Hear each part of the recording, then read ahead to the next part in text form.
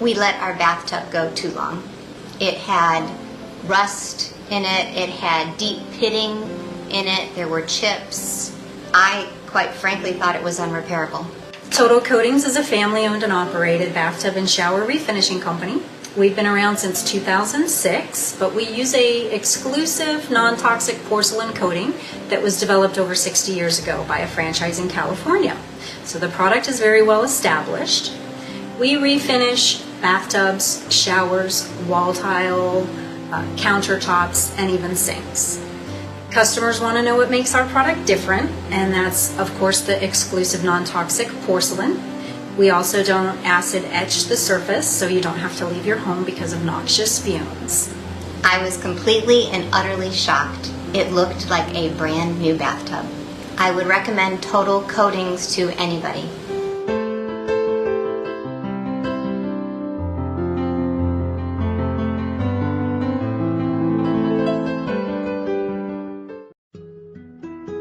Life is so fragile, and we're constantly reminded just how fragile life can be, especially when we or a loved one is told we have cancer.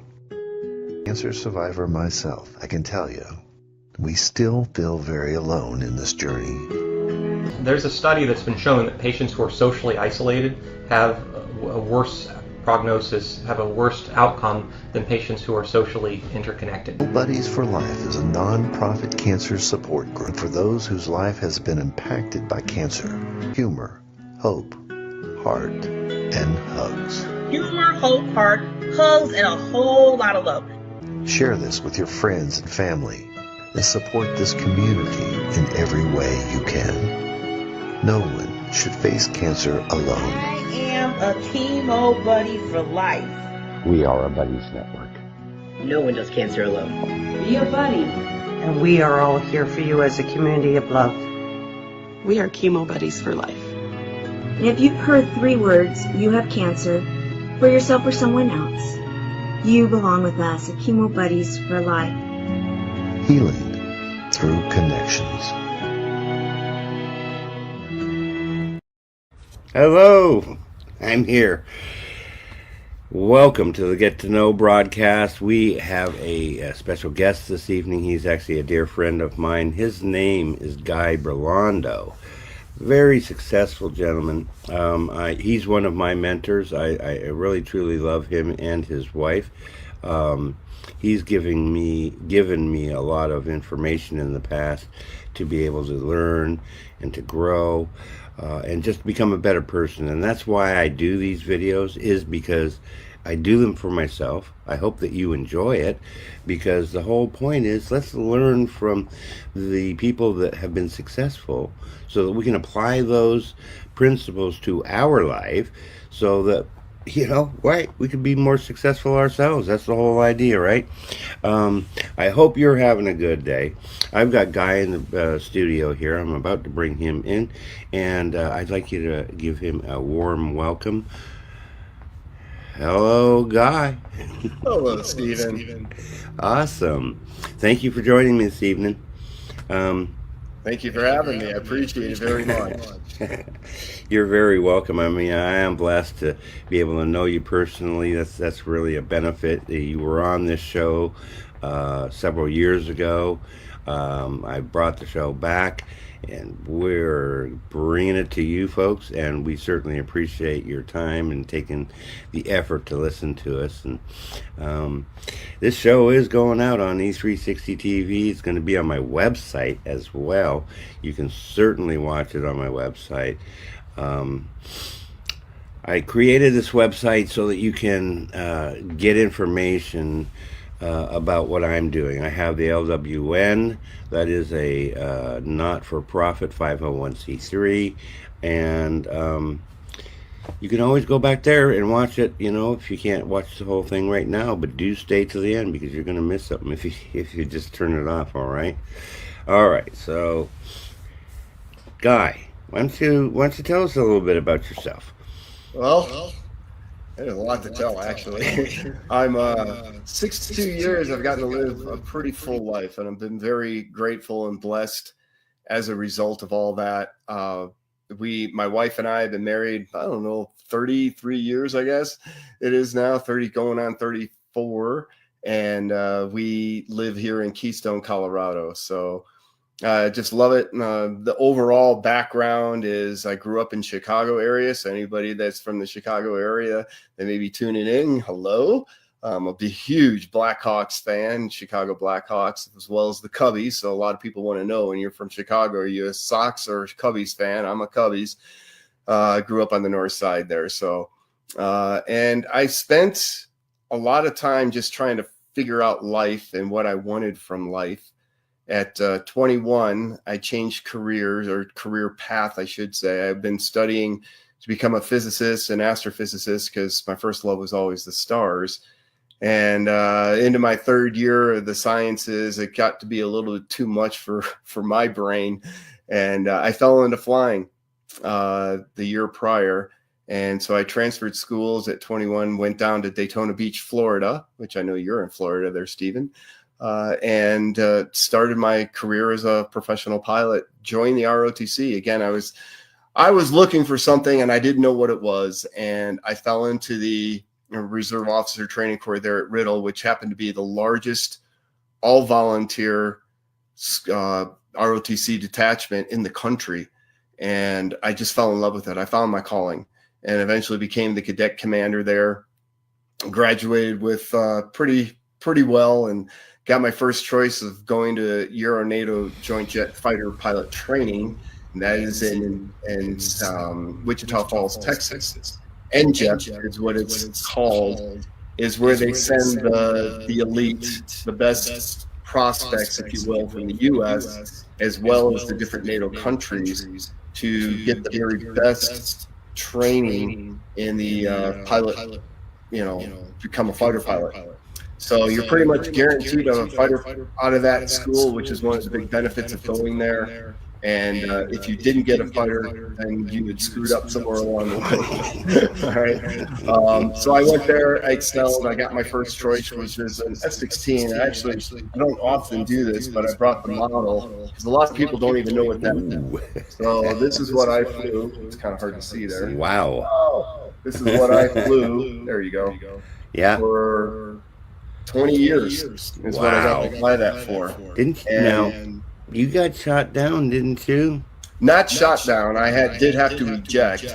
That happened in my first assignment over in Korea. I was there for a year and a half, and about 14 months into it or so, I had an engine failure. Basically, I had to get out. And so that was quite an experience.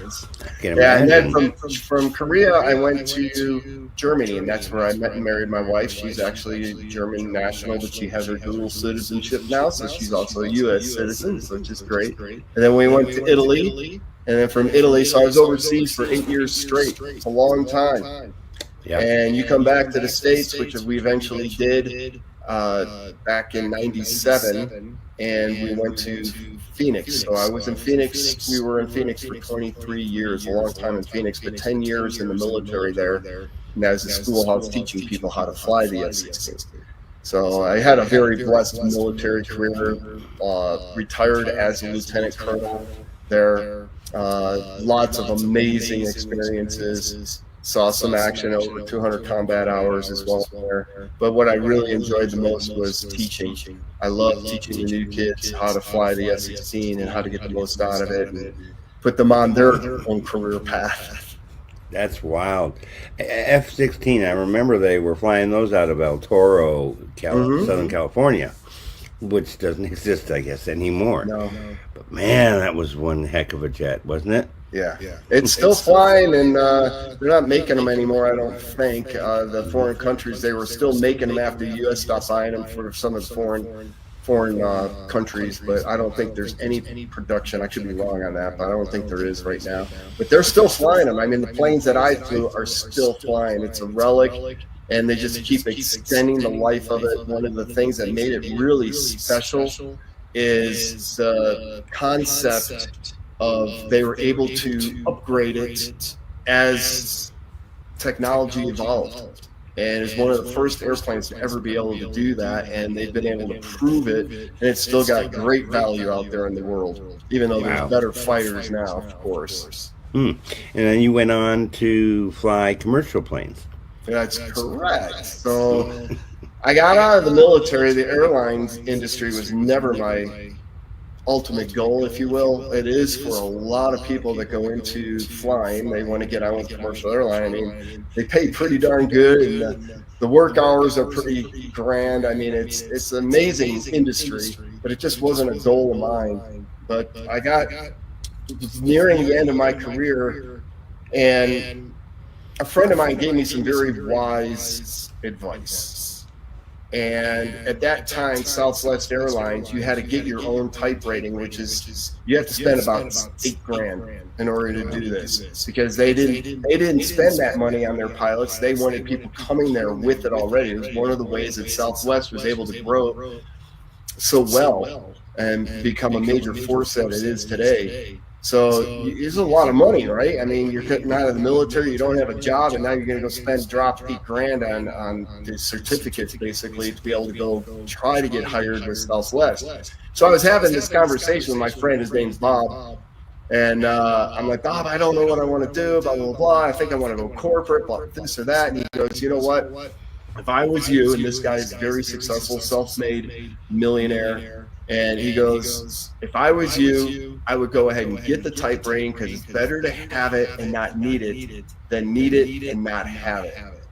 And that is a philosophy I took away from that phone call that I've utilized multiple times throughout the rest of my life from that point forward. So I went and got it and got hired by Southwest, and so it worked out very well. Excellent. Yeah, it was really cool. I like Southwest. I'm going to hope to fly on that plane someday again. I just haven't flown. It's a good airline. I mean, they've gone through their own trials, and Herb Keller, who really built the airline, he didn't start it, but he built it into the magnificent airline it once was. I think it's changed a lot. He was replaced by somebody else that came in with a whole different philosophy. But Gary, he came in with this philosophy of it's your number one employee, or excuse me, your number one customer is your employee. And that was his philosophy.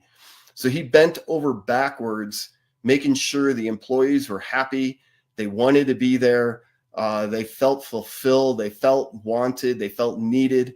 They felt like they had a purpose. And that is how he built that company. And, you know, he's got a book, excuse me, a book that's, he was written about him, excuse me. And when you read Good to Great, which is another great book out there about businesses, it's in that book as well. Well, I know that you wrote a book too. The philosophy of how important it is to take care of your employees. How many employees out there right now feel valued? And do they feel like, well, the company's just in it for the money and they don't care about me, the individual? That was a complete 180 with Southwest. Southwest allowed people to have a part, to partake, to pre-think out there on the line. Hey, this is what needs to be done. And we were given full reign to be able to do that. When Gary was replaced, that was no longer the case. And it became more of a corporation, more taking care of the shareholders than it was about the employees. And it's shown in some of the trials and tribulations that Southwest has had. Excuse me. You're all right. Got a tickle in the throat here. Bless you. I was like, I thought about that. Do I need a cup of water myself? And so I didn't get it. I just been running all day, and I guess you know about hard work and what it takes to achieve the success that you have. So why don't you tell us about what you did after you decided that you could retire from Southwest Airlines, because you're living up in Colorado now, enjoying the good life, I think. Yeah, we are. you know, you go out in nature, and that's really awesome too. I just love nature and how grounding that it is. So tell us about your journey when you changed over from Southwest. What did you do then? Well, while I was still with Southwest, well, actually, as I mentioned, I came back to the States. I was still in the military for 10 years. And my wife, oh boy, my wife is a physical therapist, but she's German European trained. They wouldn't honor her credentials when she got here, so she was working as a massage therapist for a chiropractor, and then doing massages on the side for people in the neighborhood and that. And this couple that she was doing massages for in the evenings, she came home one day and she's like, I don't know what these people do. They don't work. They got all kinds of money. They don't have jobs. They got all kinds of money. They got all kinds of free time. And she's like, she couldn't figure it out. Well, they happen to be in this industry called network marketing, and they were promoting a health product. And my wife started using it. I started using it. We both noticed a positive change. My wife started selling it to other massage clients, making this other lady money. And this lady's like, well, this is a business opportunity. And I was like, no way. That's one of those things. I don't have anything to do with it. And this went back and forth for quite a while, maybe a couple months. And finally I said, okay, fine. I just threw up my hands, mortgage, just shut them all up. I went and looked at this opportunity, and I was absolutely blown away because nobody had ever shown me what leverage was. For me, my dad was very successful as an engineer. I grew up with a job mentality. I only had jobs. I never understood what it meant to be an entrepreneur, what it meant to be in business for yourself, what it meant to be able to create leverage. In other words, in a job, you do so much and you get paid on what you do. And if you don't do it, you don't get paid, basically, right? But as an entrepreneur, when you're leveraging yourself, there are different ways to leverage. You can leverage your money, right, and investments, and have your money working for you. You can also start a business, and you hire employees, and then those employees are working while you're not. One of the greatest analogies, because a lot of people just don't understand this concept, is real estate. In real estate, you got your real estate agent that maybe you work with a real estate agent to purchase your house, apartment, condo, whatever it might be. But that real estate agent is working for a broker. And that broker has many real estate agents working underneath them. And so those real estate agents are the ones out there doing the work. They're the ones working with the person that's going to buy the house and all that. But the broker has the office. They spend money on advertising what might not be. But the real estate agent is the one that's doing the work. All right? Quote unquote, the work. So the broker is leveraged through all his different real estate agents. The larger the brokerage, the more real estate agents he has out there, or she has out there, that are making sales. Every time there's a sale made, the broker gets a percentage of that. So the broker's leveraged, the real estate agent is not. The real estate agent is working a job. The broker, having all these other real estate agent people working underneath them, bringing in the money, then he gets a percentage of that. Okay. So that's kind of the concept. And so anyhow, I saw that leverage with this company and I dove in. I was all set. Now this was, well over 20 years ago. And I'm going to have to go back to that story to bring you up to answer your question, because I was doing some sort of network marketing during those last 10 years that I was with the military, and then on with Southwest as well. There was a few years that I didn't do any of this network marketing business. And we were impacted because when you don't have a business, you're not driving the economy. So you lose those tax advantages. So in other words, when you have your own business, there's huge tax savings that comes with it. One of the things, Robert Kiyosaki is one of my mentors. He's actually endorsed my book back here as well. And he gave me a little blurb in the front of it. Robert Kiyosaki, who wrote the best-selling book, Rich Dad, Poor Dad, You know, he says you got to know the rules of the game that you're in, that you're playing in. Well, your number one expense in life is taxes, period, end dot. A lot of people think it's, you know, maybe the house or healthcare or something like that. No, it's taxes. This government taxes you on everything. And then they tax again, right? So the inheritance tax. So taxes is your number one expense. And you got to understand, you're in the game. If you don't understand how to save money through your taxes, you know, not pay as much as you need to in taxes, then you're losing. And when we did not have a network marketing business for those couple of years, we got hit hard. All of a sudden, I realized how beneficial having a business really was. But during those several years off, I was searching. Again, go back to, I finished the military. I was not really looking to go fly for a commercial airline. It wasn't a deep purpose within me. When I was in the military, as I mentioned, when I went to ROTC, I found my purpose in life. And I had a mission. And one of the things people would ask me is, what do you do? I say, I'm a fighter pilot. It's not what I do, it's who I am. And that served me very well because it was my identity, and it kept me alive where a lot of my friends are no longer here because they died flying the airplane. But when I got to the airlines, it wasn't a purpose. I mean, it was a very important mission that you have as an airline pilot. And for some people, it is their lifelong goal to reach that pinnacle of being a commercial airline pilot. It wasn't for me. So I was lost. And I was finding myself not being happy. And every year I read, in fact, it's upstairs right now because I'm reading it, Think and Grow Rich, because it's an amazing book by Napoleon Hill that is foundational for me. And I was reading it that year, and all of a sudden I realized I did not know what my definitive purpose in life was. I had it when I was in the military. I didn't have it as a commercial airline pilot. And so I felt lost.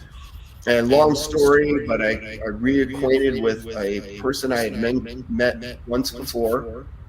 She was very powerful, and I had a feeling that maybe she could give me some guidance that I was missing. And so my wife and I flew out for an event in California, and by noon I had signed up for several different courses. Her name is Nirka, NirkaInc.com is her organization, and she changed my life. And from all that and attending multiple courses with her, I got my master's certification in NLP, Neuro-Linguistics Programming. I started helping other people on the side. I wasn't taking money for it because it really wasn't my objective. But in that course of doing all that, Stephen, what happened is I ended up deciding to write a book about all that. I got yours too. I got lots of stuff. I found my purpose. Awesome. I found my purpose again, and it really is about helping people. That's what I believe I was put on this planet for. I'm a connector. I'm a huge connector like you are. I love connecting people with other people. I've helped people make millions of dollars, never saw a cent from it, but I connected people to one another, and I just love helping people. I think there's no greater service to give back as a way of giving back than to help another person elevate their growth in the process of their living. And that's kind of what this book does. It's called Discovering Your Authentic Truth, and it's a book on communication. But it's really about when we get disconnected from who we are. You know, we're born in love, and then life happens. And we have this trial and this thing happens, and the bullying as you're growing up through, you know, school or whatnot. And you have all these challenges. Maybe it's a divorce, maybe it's substance abuse, whatever it is. And you get disconnected from who you truly are, that deep core I am. And what the book is addressing is it's not your fault necessarily, but at some point it's time to take charge of your life. And the book will give you guidance steps on how to be able to do that and reconnect with your authentic self. That's really awesome. I've been reading through it, and it is really, really impressive. So impressive that, of course, I reached out and wanted to be involved in NLP. And amazingly, I'm saying, I said this stuff, you know, all along, but I didn't put it all together. But the other thing is, I made mistakes in my life. Mm-hmm. Everybody can, and most people do, and it's about does. learning from them. And so I just want to say, I know Nurka, and she is really awesome, and learning the ability to really learn myself, because that's what I recognize. I gotta love me and get my mind straight first before I could ever try and help other people even better.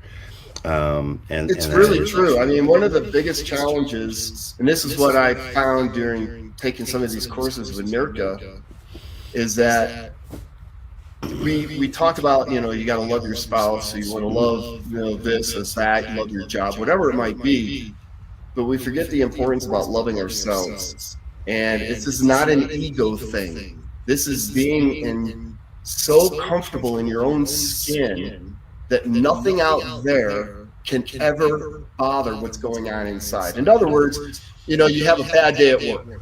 I know what you whatever. Let's say you're a carpet layer, okay, for somebody, and they go to a house and the owner's just complaining, and they're not appreciating your work. You're trying to do the right job, and they're just giving you a hard time. Well, a lot of us will take that personally, right, and get deflated from that. But when you're truly connected with your authentic truth, yourself, your I am, then what they're saying to you, you take it, but you don't internalize it. You don't allow it to drive your own behavior, because that's their behavior. They may be having this bad day, and they're taking it out on you. But if you take that to the core and you go, man, I'm a bad person, man, I'm really doing a lousy job here, blah, blah, blah, even though you're doing your very best, and you allow that to affect you, that's an indicator that there's something else going on deeper inside.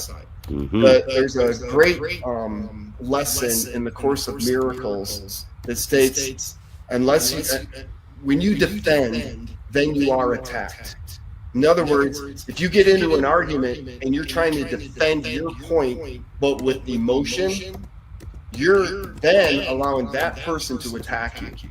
But if you have a conversation with them and you don't get involved in these emotions, then you're not allowing whatever they're saying or their emotions to affect you inside. Then you are in harmony with yourself. And that should be the goal for everyone. I mean, look at this political thing we just went through. I mean, people lose friends, people lose family members. They befriend them as family members over all this, abortion or whatever. I don't like to get, make America great again, everybody. So you're in that crowd, and then there's a whole other group of people that I've got good friends that are in another part of the crowd. That's right. And it's amazing. I mean, you can get into these high intensity discussions, and some people allow it to really affect them deep inside. Well, if that is happening, then there's something going on inside of you. It's not about them.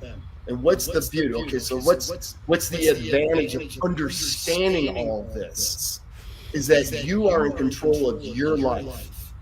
Not them, not your parents, not your wife, not anybody, your best friend. No, you are in control of your life. But if you allow others outside there or environmentals to affect you, then you are no longer in control. You're giving up control to somebody else or something else. And that's why this is so important. That's so awesome. I know. I mean, the truth is, I was in the 3-day manifest your destiny with Nerika today. Okay. And it's so awesome. And I've been able to, in the past, because of her, release blocks that I had, and it's really subconscious stuff that was going on with me, and I didn't even know it because it's just there. It's playing this tape. I've always known that subconscious is a tape of our beliefs and the agreements that we've made with ourselves, but it can be changed. And that's the beauty. And so I love her, and that's why I put that up here. Y'all want to reach out to her if you're interested in this information. I mean, it's really helpful. She is online. Yeah. And she's doing this 3-day right now. Tomorrow's the last day. But you can reach out to her. She's on Facebook. Going into what you're saying about the subconscious, I mean, that's what really started getting me very involved with all this work. And in this book, I go through my own analogy of a black piano and explaining. I mean, this book is divided into 4 different sections, and it's building as you move along. It's a building block approach, because if I just started going right at it, which some books do, it's going to lose a lot of people. My goal in writing this book was to reach the masses, primarily from high school students onward, to be able to have a better concept of this whole thing we were just talking about the I am. But if you start talking at the most people, you're going to lose them. They're going to go, I don't need that, right? So I use a building block approach, and by the time you get to chapter 16, which is, page 193 of all these pages in this book, but you get to this page right here, 193, it's talking about awareness. And awareness is everything. And if you don't have awareness, it's impossible to improve. That's why you have coaches. That's why you have mentors, so they can bring to light things that you don't see straightforward on your own. And anyhow, it's an Amazon bestseller. It's done very, very well. It came out in 2017, so 8 years ago now. Wow. And it continues to do well. Sales are still going rapid, and I just know it helps people. And if you look at some of the reviews on there, you'll get an idea. It means different things to different people, and to me that means that this is really a good book. I think it is a really good. It's so powerful that I haven't read through the whole thing yet, because I just have to take my time, and I've got other books that I'm reading. That's one thing that amazed me about you just before Christmas, and you were saying, "Oh yeah, I read Think and Grow Rich every year, and I've done it for 25 years, and it's like, wow, that's powerful, that you take the time to do that every year, because it's got so much information in there. And he's got an annual assessment that you can do, a personal assessment in there. And so I take the time to do that assessment. It's really important. Excellent. And I set my new goals for this year, for the coming year. We can't go back and change the past, because we got full control over what comes forward. Yes. And I hope everybody out here that might watch this is set goals. And I mean, I did, but then I realized, you know what? I didn't think them all the way through. It was very, I think, superficial. I have basic goals, but it is. How do you feel about writing the information down and getting more serious in depth of, okay, I have this goal. Well, it takes more than just the goal to achieve it. Mm-hmm. I've always said I like reverse engineering, because if you start with the top end result and work your way back down, that'll start giving you then the steps that you would have to take. How do you feel about that? Yeah, absolutely. I mean, that's how I do my goal setting. I have the vision where I want to be 5 years from now, and then I'll start backing it all the way up to today. I go 5 years, 3 years, 1 year, 6 months, and try to figure out my plan. How am I going to get there? Now, I will be perfectly honest. Up until I started this personal growth path over 20 years ago, so I was already a fighter pilot, I had never really done that. I started out in school to become a physicist, astrophysicist. I never really thought it out, and it didn't happen, right? I fell into ROTC. What changed was this one word that Napoleon Hill talks a lot about in that book, and that's desire. And if you don't have a burning, white-hot desire, then it's a wish. And in order to turn that wish into something that manifests, there has to be that desire behind it. The belief, the desire, there's a lot of other factors, but the number one, according to Napoleon Hill, is desire. So now how do you got this goal that you want to achieve, but maybe you don't have that burning desire behind it to make you, because what has to happen is you have to get up in the morning and go, bam, man, you got this vision so strong in your head that nothing's going to deter you from what you know needs to be accomplished that day. And then you get up the next day and the same thing over again. And you start accumulating all those days together and you eventually get there. There's a great book called The Slight Edge. He talks in great detail about it. Atomic Habits is a more recent book that's going to talk about that kind of stuff as well. And Napoleon Hill, as well, will go into how do you develop that burning desire if you have something you really want, but you're not feeling the desire within you. There is a way, mechanical or a methodical way to be able to do that. Now, Think and Grow Rich is actually an abridged version of the Laws of Success, which is Napoleon Hill's, 3 decades worth of work compiled into a single book. It's big, it's thick, it's heavy, and it will take you a while to get through it. But he goes even into greater detail on all of this in that book. So, but yeah, if you don't have the burning white hot desire, then maybe what you're striving to accomplish isn't the number one thing that you should be accomplishing. Maybe it's not your definitive purpose in life. And you need to do a reassessment.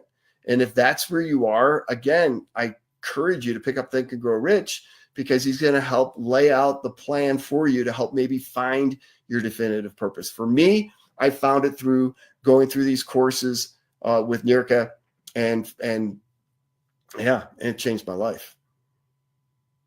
It really did. Are you still there? I'm here. I'm with you. I was trying to multitask. I'm not really good at multitasking, I don't think. Because I really like to try and take one thing at a time. So I didn't get so prepared, or as prepared as I could have. You're right, though. You're very right. Sealy by Design. You got involved in this multi-level marketing. I happened to find out about it when you were on the show the last time. Mm-hmm. Why don't you tell us a little bit more about Sealy by Design and how that plays a part in this journey of enjoying life?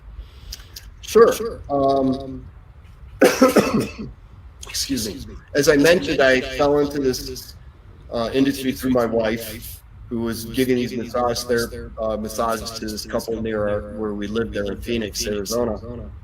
And we joined the company. We started getting involved. She then, in the process of all this, met this gentleman, Brad Hager, and she ended up moving to the company that he was with, and then we followed suit. Over the next couple of years, got to know Brad pretty well and his wife, Marcia, and we built some businesses with them. We never had the really big success. I mean, this gentleman is, created over 20 millionaires. He's had high 6-figure incomes. He's a top network marketer in the industry. So what a better person to attach yourself to and start learning the ropes of this industry. So that's what we did. We worked our ways up through the ranks to be able to get to know some of the leaders, and eventually got to become friends with Brad and Marcia Hager. Well, I took that break and I did some other things in between, and we were traveling through Las Vegas where they live, and we called them up and say, hey, what are you guys doing for dinner? And they met us, and totally by chance meeting again, and we had a long dinner. And at that dinner, they started explaining what was happening with their son, who we knew, Devin, and he was having all kinds of health challenges, because he was born with scoliosis, a real bad curvature of the spine, and they had to do the surgery, and post-op, he was left in all sorts of pain, and they could not find anything natural to help him out with the pain. And eventually, they came across these scientists, 4 scientists with a group of 9 PhDs, a collection of 9 PhDs, some really, really smart folks. And they created a new technology the world had never seen before. And because this is brand new, they got a hold of it. They gave it to their son, Devin, and all of a sudden his pain was gone. And they're like, holy cow, there's really something to this. In fact, Devin says to his parents, he goes, I don't know what's in this stuff worked. And they were between companies. They were actually looking for a network marketing company to join. They couldn't find a product that worked for Devin. So they weren't going to just join a company so they could start making money. They had to believe. They had to have the desire, right? That word desire and belief behind what they were selling. Now that they found something, they sat down with these scientists and they struck a deal and they created a whole new company, which was not their intention, but that's what they ended up doing. And they named it Sealy by Design. And they launched it back in June of 2019. We were a part of it from the very beginning because when we sat down and had this dinner with them, they hadn't actually launched the company yet. So they were telling us, hey, this is what's going on. This is what we found. This is what we're doing. And I didn't know anything about the technology. I didn't care. I didn't know anything about the product. I didn't care. What I knew is that Brad Marcia Hager don't do something halfway.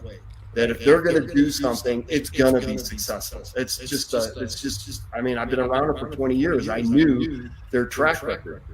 And so when the company got started, we got started with them, and it's been unbelievable ever since. And that allowed me to step away from Southwest early. So, yeah, it's been wonderful. That's awesome. That truly is awesome. I really admire what you're doing with your life a lot. I see you now. You're out there skiing. I love skiing. I haven't. You don't have to teach me about desire in skiing. I mean, that is there, right? It's internal. Yeah, I got it. I just don't go anymore.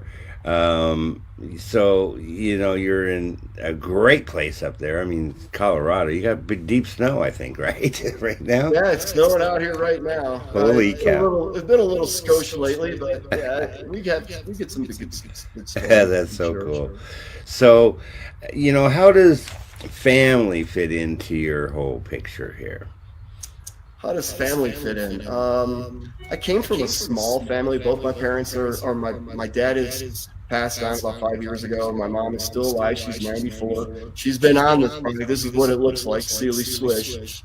She's been on it for 5 years, and we are convinced it's the one thing that's keeping her alive.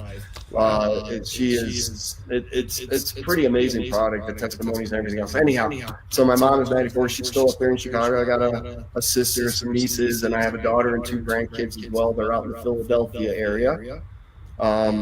But it's primarily just my wife and I as far as our immediate family, and cool. We've been very happy together. Now, how do you feel that your health and your thinking go together to achieve a long lifestyle? Well, I mean, first of all, I think it goes very underrated. I mean, COVID, I think, taught everybody a big lesson as to the value of health. Because if you don't have your health, what do you got? I mean, you can be a rock star, literally, or you could be an entrepreneur and doing $1 million a month. But if all of a sudden suddenly you lose your health, what does all that mean, right? I mean, look at all the. I mean, for instance, look at the rock stars that had great careers, but they died early because they didn't take care of themselves. You could be taking care of yourself and still lose your health. There's lots of stories out there right now. I mean, we could get into the whole vaccination thing and cardiac arrest and what's going on with the heart and the whole system. Right. If you don't have your health, what do you have? All the money in the world doesn't matter. All the books that you've written, all the movies that you've made, it doesn't matter if you don't have your health. You can't enjoy your life. You can't enjoy your family. You can't enjoy the next day. So I think it all begins with health. And why not take care of your health on a daily basis? This is not, like for instance, our company is not about medicine, right? This is natural supplements. They're herbs and minerals that come from the earth. And that when the body is fueled with that proper nutrition, it becomes its best pharmacy. It takes care of itself in most cases. In fact, this is our latest product, came out a couple years ago. It's called Ageless, and still to this day, there is nothing else on the marketplace like it. This has got senolytics. If you're not familiar with senolytics, it goes after zombie cells. If you're not familiar with zombie cells, it's what causes cancer. Now, I'm not making a medical claim. Don't get me wrong. This is not going to prevent cancer or anything like that. Yeah. All right. This is just a natural food supplement. But the research behind this and what's going on with aging is indisputable. In fact, we've got people that have actually reversed, my wife, myself, have reversed their biological aging as a result of taking this product. Yeah. So why wouldn't you want to take care of your health? on a daily basis, because if you don't start with that long term, and that's what these products do, it's going to take care of your long term health, or at least give your body the best shot at it. All right, so now that's the starting spot. And there was a second part of your question. I'm trying to remember what it was. How do you think the thinking affects? Oh, the thinking, right? Yeah, the thinking. So you have your good health, and this actually will help you think clearer, to remove brain fog. It's going to do a lot of great things for your mental health as well. We've had people get off with their schizophrenia, ADHD, ADD, whatever the other ones are, autism, all different kinds of TBI, traumatic brain injuries, because again, we're repairing the body, we're helping the body fix itself from the inside. Again, I'm not making a medical claim in there. The other part of it, I think, if I'm going to take a leap of faith here, to be successful or to achieve the goals that you want to achieve in life, not only do you have to have your health, but you also have to have a plan of action. And I am a reader, right? And one of the things that Brad Hager taught me very early on is readers are leaders and leaders are readers.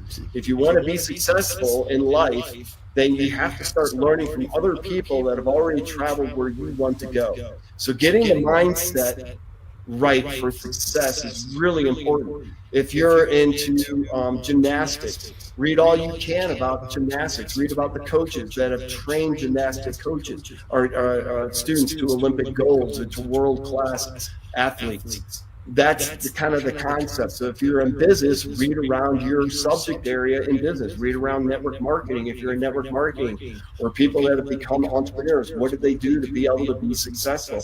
Getting the mind right, and so you can start seeing the vision for yourself more clearly is crucial.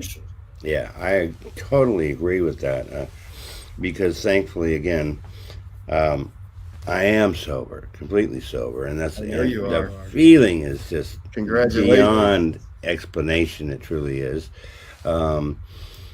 There's nothing out there, no drugs or no alcohol that made me feel better and that I was successful doing. So when I gave it up, sometimes it can take time to heal from the effects of the things that we do to ourselves. But boy, I just love life now, and it's really enjoyable. And so I'm trying to do the same thing that you do, and that is, I know that God wants me to be of service, and so that's what I do. I am of service for others, because that's what the Lord intended for me to do. And we have experienced, I think, a lot of different stuff, particularly with the COVID. Certainly the political arena, alienated each other, against each other. Hopefully that will change in the future, because we are a community, are we not? That we need to support our friends and help them when they need help. And that goes into something else too. You kind of said it throughout that last bit, is the environment that you're in. If you're an alcoholic and you hang around with a whole bunch of alcoholics, your chance of getting sober ain't too good, right? That's when you go to AA. I mean, you're getting around people that understand where you're at, and they've already traveled the path, or a good group of them have, right? The mentors that are within AA, they're going to help lift you, give you the belief, give you the desire to get your life back in order the way you want it. And so your environment, we hear it as kids when we're being raised by our parents. If you're hanging around with a bad crowd, you got chances of ending up being bad or not getting to those goals you want. If you're growing up in an environment of entrepreneurs, your chance of becoming an entrepreneur is probably pretty good, right? So you have to be aware of your environment. You take a look at your 5 closest friends, and this is very true, right? You know what I'm about to say here, Stephen? I do.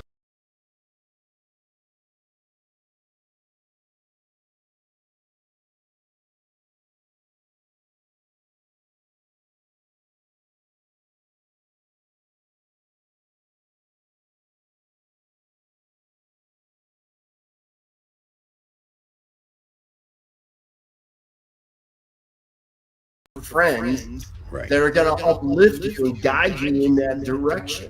Right. So that's where Again, mentors. going back to Think and Grow Rich, he talks a lot about the mastermind, right? He's got a chapter devoted to it. And so that's the environment that you're in. And that is, that's what I certainly had to do, is change the friends. Because you're right. I mean, you go to a barber shop so long, sooner or later you're going to get a haircut type thing, right? I never that one before, but you're right. Exactly. That's a new one. But yeah, I mean, that's the case. So surrounding yourself with successful people, one of the things I did was I just went out and tried to make friends, or even just listen to what they had to say with the most successful people I could think of, period. And I believe that that's what Napoleon Hill did, was go out there on the road and started knocking on doors and asking people, what did you do to become successful? And he talked to like 500 different people, and it's no wonder. Tens of thousands. Thousands of people, He studied 300. But he spoke with over 10,000 people. Wow. It's incredible. I mean, the inspiration, and I love to be inspired in a positive way anymore, because the negative stuff just doesn't, not so much fun. It might seem like it at the time, but it just doesn't get you anywhere. Well, and look what you're doing here, right? That falls along the same thought process. You've got an audience out there, and maybe they're seeking something, and so you're bringing on people that have already been successful in their own way. Yeah. And the people that are tuning in can learn something from that. What's a tidbit or a soundbite that you can take away from this interview that could help you grow to the point where you are trying to go to? So yeah, you're already doing it in a great way. Thank you. I appreciate that, because I did it before. I fell off the wagon, I sure did, but I recognized that was a mistake. I was feeling sorry for myself, my circumstances, and family issues, and it was like, and so I didn't carry forward, but I have come back. I almost quit about 6 months ago, 6 months ago. Joshua Berglund said, don't quit. And it's like, and I said to myself, I tell people don't quit. And yet I was going to quit because I was just tired of it. And I've been in the boat of, well, if you can't beat them, join them. But then you better not complain about your situation when you do that. Right? America's got a great philosophy. There's no failure. There's only feedback. That's right. Feedback. And if you're not attaining what you want, then allow that to be feedback. Don't look at it as a failure. Oh, I'm a failure. Oh my God, I wanted to accomplish this and I didn't accomplish this. Well, great. That's giving you feedback. Okay, what do I need to change, or what can I do differently in order to the next time I set out on this venture that I will have more success? And then maybe you still don't make it, but you've learned again. And that's the only reason, in my opinion, to use reflection of the past is to figure out what went right, what went wrong, what can I do? Another mentor of mine, a great, amazing network marketer in this industry, he says, it's plan, do, check, and adjust. You plan it, you do it, you check the work, and then you adjust to it. And that's the same thing as saying there's no failure, there's only feedback. I know that Thomas Edison responded to some guy, and he said, well, he was being asked, well, how come, you failed 1,000 times, or whatever the number is, and he said, no, it took 1,000 steps to get where I am today. That's all. Exactly. Because he moved forward. Right. Yes, and it is a good philosophy, because I guess with NLP, that's going back to the root of the problem of why do you feel that it would be a failure? Because that's what we were thinking, and that's what people said. So, okay, yeah, I'm a failure if I don't do this, and I didn't accomplish it. But it isn't. It is just that step. And that's one of the things that this book will help you do as well. And a lot of people have written about that and written me private notes as well, is that it got them thinking differently. That's the beautiful part. I remember saying years ago that a lot of the things that I thought, this is before I knew anything about NLP. I mean, I knew about CBT, cognitive behavioral therapy, because, you know, they tried it on me. But, you know, it's got its good things too, but it's very clinical as it is. But that's where NLP is not so clinical. It's more like, yeah, you know, we're just going to show you how to live so that you can enjoy your everyday life. But I said, I realized most of the things I thought were true weren't. And if I was standing on the other side of the street looking back at myself, it's like, wow, I believe that. It's like, yeah. So I had to change a lot of thinking. And when I changed it, good things have happened, and that's why feel so blessed. And thank you for acknowledging. I mean, when you think about it, Peter, we all got 24 hours in a day. Yeah. And you look at somebody like, what's going to separate somebody from an Elon Musk to somebody that's, you know, doing the same 9-to-5 job that they've been doing for a long time, or the person that's out of work and can't find work. Right. What's the difference? We've all got the same amount of time, and it's just in how they think. They just think differently. And that's why it's so important to learn from other people how to make most efficient use of your 24 hours in a day. And your goal may not be to make $1 million. Your goal may be to be able to have a fulfilled life. And whatever that is for you, then that is success for you. Excellent. So we only got a couple minutes left here. What would you suggest then for our viewers? Let's just say three things that they could apply to their life that would improve their situation, or, you know, give them some serenity, because I think we all enjoy serenity, and when we have it, it's a lot better than not. What would you tell the viewers? I'm going to, and it's not just because I wrote this book, right? But this book is going to do that thing that I talked about, bring awareness. It's going to bring awareness to you, what's worked, what hasn't worked. It's going to help you understand yourself a little bit better than you did before you read the book. So don't just buy it, actually read it. All right. I think that is a great starting point. Essentially, if somebody is unsure where they want to be. The second step is to write it out.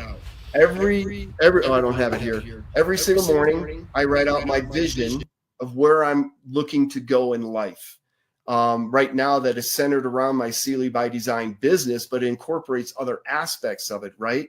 Another thing that you can do to help, so I would do that, all right? Where do you see yourself in 5 years? And just picture it in your mind, imagine it, right? There's a great book called Imagineering.